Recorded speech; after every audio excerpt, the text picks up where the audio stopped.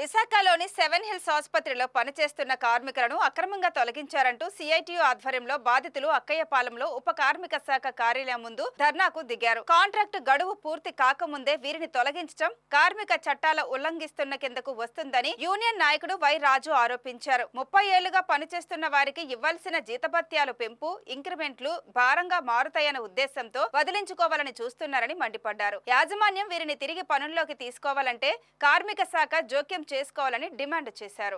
దాదాపు 4 వారాలు పూర్తవుతుంది. సెవెన్ హిల్స్ కార్మికులు వాళ్ళకి యాజమాన్యం చేస్తున్న అన్యాయానికి వ్యతిరేకంగా ఈ నెల రోజుల నుంచి అనేక కార్యక్రమాలు నిర్వహిస్తున్నారు. యాజమాన్యం మాత్రం ఎంజిఎం సెవెన్ హిల్స్ యాజమాన్యం ఈరోజు వైద్య రంగాన్ని పూర్తిగా వ్యాపార రంగంగా మార్చేసింది. ఈరోజు నష్టాలు వస్తున్నాయనేసి హాస్పిటల్కి నష్టాలు వస్తున్నాయనేసి కార్మికుల్ని ఉద్యోగాల నుంచి తొలగిస్తామని చెప్తున్నారు. అది సరికాదు అనేసి అడిగితే చట్ట ప్రకారంగా తొలగిస్తున్నామని చెప్తున్నారు. చట్ట ప్రకారంగా చూసుకుంటే హాస్పిటల్కి నష్టాలు జరుగుతుంటే ఒక పక్క కాంట్రాక్ట్ కార్మికులు ఎందుకు వేసుకున్నారని అడుగుతున్నాం. సీనియర్ కార్మికులు వీళ్ళంతా కూడా చట్ట ప్రకారంగా సీనియర్ కార్మికుల్ని కొనసాగించాలి.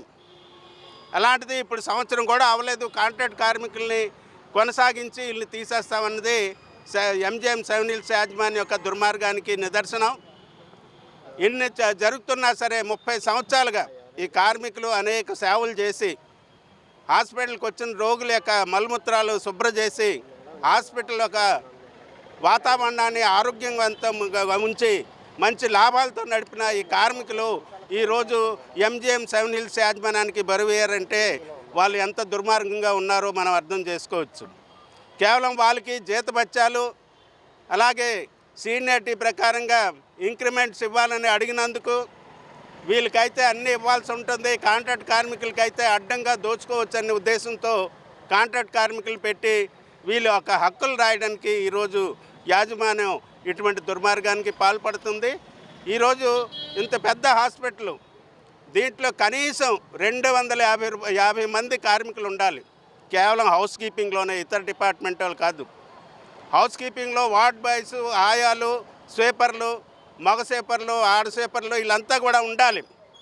కానీ అవన్నీ తొంగలో తొక్కి ఏవి నిబంధనలు కూడా పాటించుకోకుండా కేవలం లాభాలు గడించాలని, అంటే ఎక్కువ మంది పేషెంట్లకి తక్కువ మందితో సేవలు చేసి లక్షల కోట్లు గడించాలనే ఉద్దేశంతో ఎంజిఎం సెవెన్ హిల్స్ హాస్పిటల్ ఈ రకంగా కార్మికుల్ని కడుపు కట్టడం జరుగుతుంది.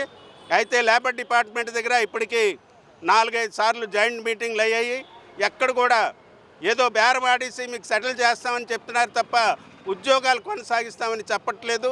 సీనియారిటీ జూనియారిటీ ప్రకారంగా చూసుకుంటే ఇప్పటికీ దాదాపు 50 మంది రిటైర్ అయ్యారు.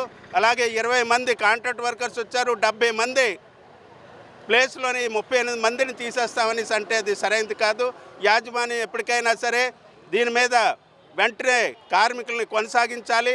అలాగే మన రాష్ట్ర ప్రభుత్వం కార్మికులకి న్యాయం చేస్తామని చెప్పి ఈరోజు లేబర్ ఆఫీస్ చుట్టూ తిరిగినా సరే కార్మికులకి న్యాయం జరగట్లేదు.